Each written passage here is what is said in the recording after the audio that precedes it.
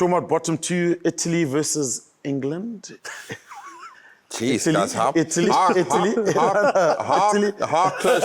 Did you just say England's going to finish I bottom never two? said that. How close Let me was- finish the question. How close did Italy come there for upset? But also, their defence was impressive for me. Yeah. You know, so I liked it. What, the It was England defence or the Italy? the Italian defence. But also the attack. They asked some good questions Yes. against a defence that looked uncertain. English defence that looked uncertain. Like this, Did they deserve more from that game, the Italians? I think so. Yeah. Now look, I mean, they're still quality players, and that's the thing that stood out with the English side. Like they managed to scrap a win, and they'll go, listen here, that's a good start. Yeah, but I always say, like, if you've got a coaching regime, so you've got Steve Borthwick, you go last year, we know that they're going to go back to basics, mechanical stuff, scrum, try and sort your scrum out. More mechanical thing, breakdown mechanical thing, kicking game and defense. That's the basics you get right. Last year they played to their strength. Yeah. Best defense at the World Cup, best kicking game in the World Cup. So this year we all think, okay, Felix Jones is going across there. Sorry, this was maybe I was just not in the loop, but I thought, okay, what a great job did he do with our Springbok attack over from 2018 till 2023, and we all have massive respect for Felix, his work ethic, how he coaches the attack. All of a sudden, he pops up on screen as defense coach, and he's copying a Bok style of defense. Then you look at the highlights clips. There's one horror clip, obviously, with the Tommaso Allan's try, where 5 guys on the blinds, 3 guys by the ruck, 2 passes take out 12. Tommaso Allan. Thomas Allen. Thomas Allen. Yeah. He's related to John Allen, Yeah. who played for the They Sharks. take But you said in an Italian accent. Second pass takes It's not wee-wee, out by the way. 12. He said wee-wee, that's French. Second pass, Yes, yes. Second pass takes out 12 English defenders, and they've got a 4-on-1 with Velia Daly. So Yeah. like, first clip, same. Chisholm is on his own. Yeah. On his own. Mission. It's a tip pass from Gabrici to put Canoni through the hole. Yeah. But like, he comes from 5 out. Just rushes up, yeah. Leaves poor Joe Marler in no man's land, and they score the try off it. So there's a lot of work in that defensive system, because that was out there. It does beg the question. So England, Ask the question. and everything That's that big, the question. and everything that Skulk has go to mentioned now. Bishops? England starts new this year. They see what Felix has done with the Boks.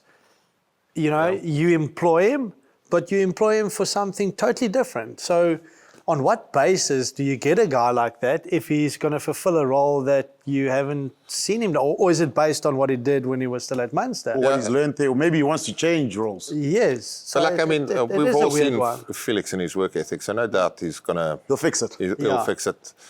But, I mean, it is at international level, doesn't matter who you play, that's a hard place to go through a transition. And it just seems that English coaching staff lacks a hard transition. It can be simpler. Did England deliver on their promise of being more attacking? I think Jamie George said that. They tried. Look, it was a completely different side to what we saw. I mean, you just alluded to that, to the World Cup. But a different Italy side as well, to the one that got smashed by New Zealand kind of thing. But does that worry? Would you be worried? Do you think that Italy almost lost by 90-something points? Well, they did to New Zealand. And England... Should have. Remember, I still don't know how they lost against us. Or am I overthinking it? Maybe the fact that, New Zealand gave them one by... Can you remember we had that lovely dinner on the beach the night that Italy played New Zealand? 100%. And our boys kept on running from inside with, we were Brian Abena. Oh, Brian, in Toulon. In Toulon. Yeah. And the boys just came out running every time there was a try, and we're like, no ways. Yeah. Good old days. So does it work? What was the question? The good old days. I'm listening to Skulk Brits. 6 Nations was this weekend. Okay. And Italy played England. Okay, are you with me now? With you. Okay. So do you think from an England point of view that it's good enough for a team of England's... Look, not talking down the Italians though, but I mean, Italy were all over them in the first half. Yeah, but all over them. I think it is important understanding the way that the opposition played. So credit to Italy for it. I think, again, England found a way to win in the World Cup. They found a way to very almost beating South Africa in the semi-final. Yeah. They found a way to win on the weekend again. And I think that's based on the experience that they have within the squad, having a Jamie George and a George Ford and other experienced guys there. And the performance itself wasn't a good one. Yeah. But they will now go and look at it and say, okay, this is where we want to go.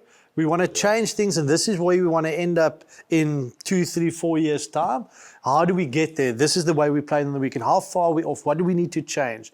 And go about it in a in a structured way. So just to look at the performance as a whole, they'd never be. No team would be. I think there's room for improvement. The main threat for them, and implementing a new style of defence. And look, I thought their line speed was a big step up in the World Cup already from what it was prior to the World Cup. Yeah.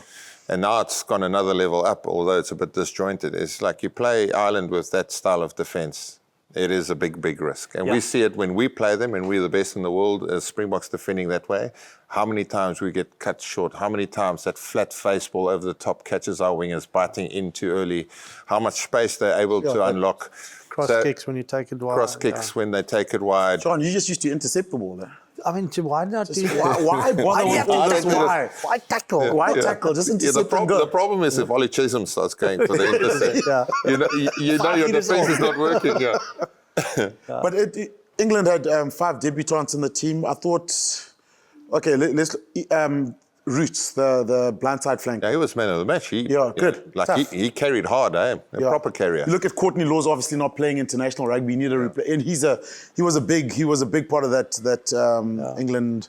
Yeah, I haven't seen much of their 12 who played Dingwall. Was it Dingwall? Yeah, Dingwall. Freeman, is it Freeman, the wing, the right wing? Yeah, set up a beautiful try. Set up Elliot. It's a big boy, big boy also. So big Northampton influence there now, as well.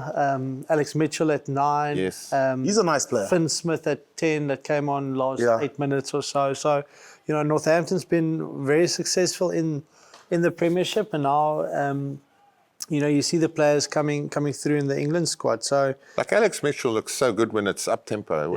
He's not afraid to take the little quick tap and break from the base. Almost similar to like a Gibson Park. He's just the best in the world at getting the ball out the ruck. Gibson Park. There can be bodies in. He's in there and the ball's gone, which is really a standout to his game.